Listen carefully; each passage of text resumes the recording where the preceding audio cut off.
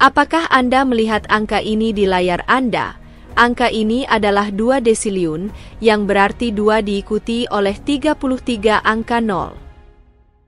Ini adalah jumlah yang diklaim Rusia telah ditemukan di Google, 2 rubel desiliun. Jika Anda mengonversinya ke dolar Amerika, sama dengan 20 desiliun dolar, atau 2 diikuti oleh 33 angka 0. Anda mungkin belum pernah mendengar angka ini, dan itu bisa dimengerti. Total PDB dunia hanya 1,8 kuintiliun, yang merupakan semua uang di dunia. Namun, Rusia menginginkan hampir 181 kali kuantiliun lebih banyak. Kuantiliun memiliki 18 angka 0, jadi itu jumlah yang sangat besar. Pada dasarnya, Rusia meminta lebih banyak uang daripada yang ada secara global, kecuali Google berekspansi ke Bima Sakti, yang tidak mungkin. Jadi, apa yang dicoba ditunjukkan oleh Rusia?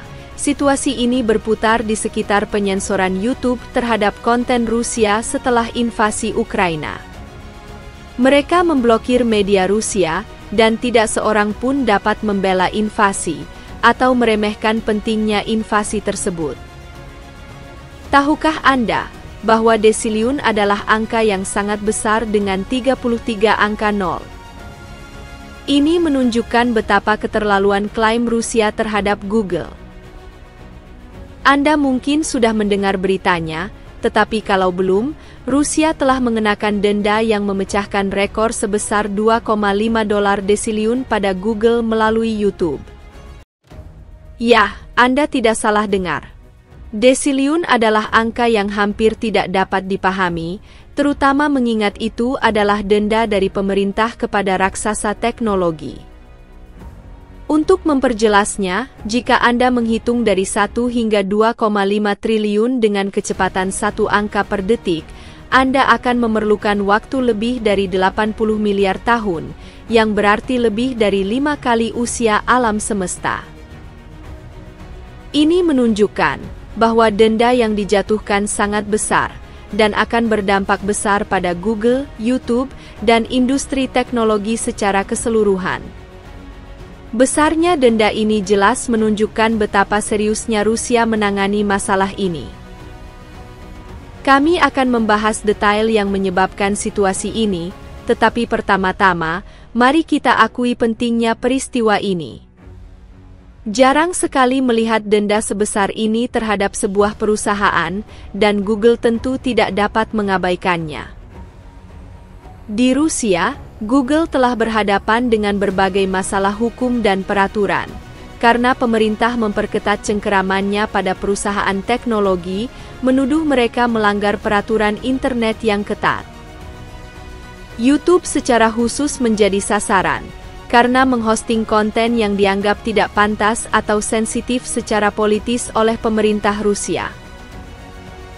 Masalah utamanya adalah desakan Rusia agar Google mematuhi undang-undang internetnya yang mengharuskan penghapusan konten yang dianggap ekstremis atau mempromosikan tindakan menyakiti diri sendiri. Google berpendapat bahwa menghapus konten tersebut sepenuhnya tidak dapat dilakukan tanpa melanggar standar komunitasnya sendiri.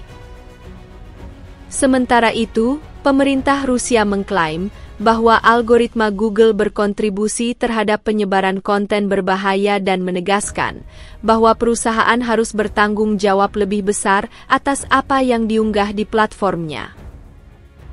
Google menegaskan bahwa pihaknya berupaya menghapus konten tersebut, tetapi mengakui bahwa ini adalah masalah rumit yang memerlukan pendekatan yang lebih cermat. Selain itu, Rusia telah menuntut Google untuk membayar denda yang besar untuk setiap pelanggaran. Apakah Anda menyukai video ini? Jika ya, silakan berlangganan, sukai, dan bagikan untuk konten yang lebih menarik. Sekarang, mari kita lanjutkan topik hari ini. Denda sebesar 80 triliun rupiah menandai puncak ketegangan yang sedang terjadi antara pemerintah dan raksasa teknologi tersebut.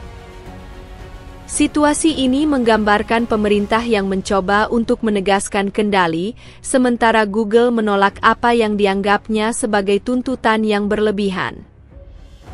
Denda tersebut membawa konsekuensi yang besar bagi keuangan Google, yang sudah terbebani oleh berbagai denda dan tuntutan hukum di seluruh dunia. Bagi pengguna YouTube, taruhannya tinggi. Jika Google mematuhi permintaan Rusia, itu akan mengancam kebebasan dan kreativitas di platform tersebut. Sebaliknya, jika Google memilih untuk mengabaikan Rusia, itu berisiko membuat YouTube dilarang total di negara tersebut, yang berdampak pada jutaan pengguna harian. Industri teknologi yang lebih luas memantau skenario ini dengan seksama, karena akan memengaruhi cara pemerintah berinteraksi dengan perusahaan teknologi di seluruh dunia.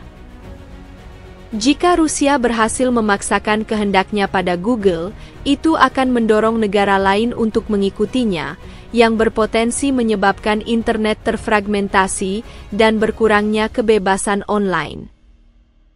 Google telah menyatakan kekecewaannya atas denda tersebut dan sedang menjajaki pilihannya, sementara pejabat Rusia telah menunjukkan kesediaan untuk bekerja sama dengan Google guna mencapai resolusi, seraya mendesak perusahaan tersebut agar menanggapi tuntutan mereka dengan serius. Situasi ini jelas tidak akan segera berakhir. Ini melibatkan masalah rumit yang memerlukan pemahaman menyeluruh tentang peraturan internet, dan kedua belah pihak siap untuk pertempuran panjang. Seiring berjalannya waktu, menjadi jelas bahwa denda ini tidak hanya tentang Rusia dan Google, ini menyangkut masa depan internet itu sendiri. Pertanyaannya adalah apakah pemerintah di seluruh dunia dapat menegakkan aturan mereka pada perusahaan teknologi, atau apakah perusahaan tersebut dapat menolak dan mempertahankan otonomi mereka. Pernyataan penting dari seorang pejabat Rusia menyoroti bahwa Google harus mematuhi hukum Rusia, menekankan bahwa internet bukannya tanpa aturan. Ini mencerminkan keyakinan pemerintah Rusia bahwa mereka memiliki kewenangan untuk mengendalikan internet dan menetapkan peraturan mereka sendiri. Selain itu, situasi meningkat ketika Google memutuskan untuk melarang semua iklan politik di YouTube di Rusia.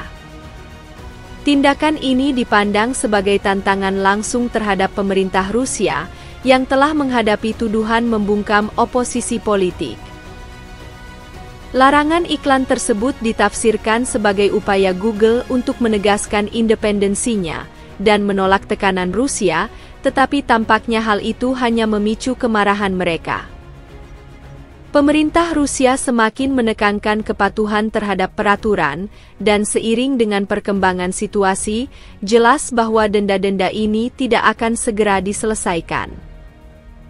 Masalah yang rumit ini memerlukan pemahaman yang mendalam tentang regulasi internet, dan kedua belah pihak akan terlibat dalam hal ini untuk jangka panjang. Denda ini menandakan perubahan besar dalam regulasi teknologi. Denda ini berfungsi sebagai peringatan bagi perusahaan teknologi bahwa pemerintah di seluruh dunia siap menegakkan hukum internet. Konsekuensinya sangat luas dan dapat mengubah cara internet bekerja. Tetap terinformasi dan waspada sangat penting saat kita menjelajahi dunia ini, karena kebebasan online terancam. Dalam langkah penting, Rusia telah mengenakan denda rekor sebesar 387 miliar rupiah pada Google karena YouTube gagal mematuhi regulasi internetnya.